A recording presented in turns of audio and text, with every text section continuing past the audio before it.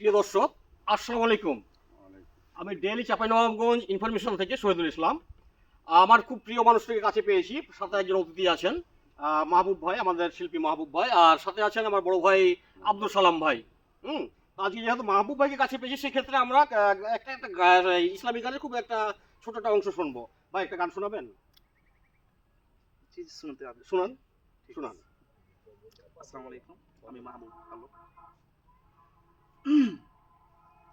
আমার এটা একটু কষ্টের গান। আচ্ছা, বলেন।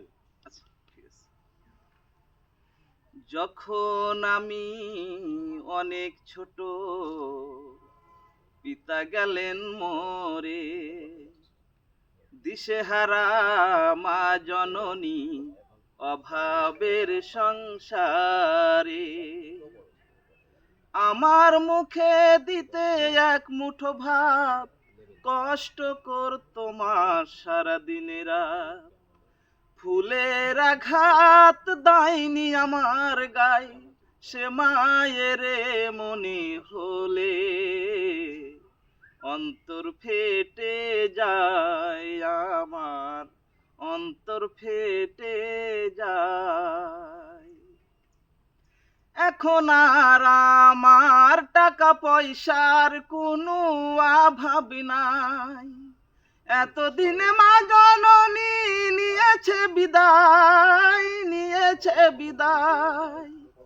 এখন আর আমার টাকা পয়সার কোনো অভাব নাই, এতদিনে মা জননী নিয়েছে বিদায়, নিয়েছে বিদায়।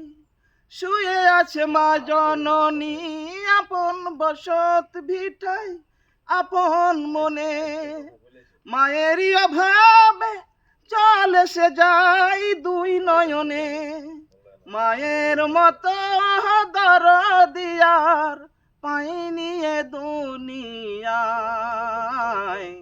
পাইনি এ দুনিয়ায়, আমি পাইনি এ দুনিয়ায়। যখন আমি অনেক ছোট, পিতা গেলেন মরে, দিশেহারা মা জননী অভাবের সংসারে।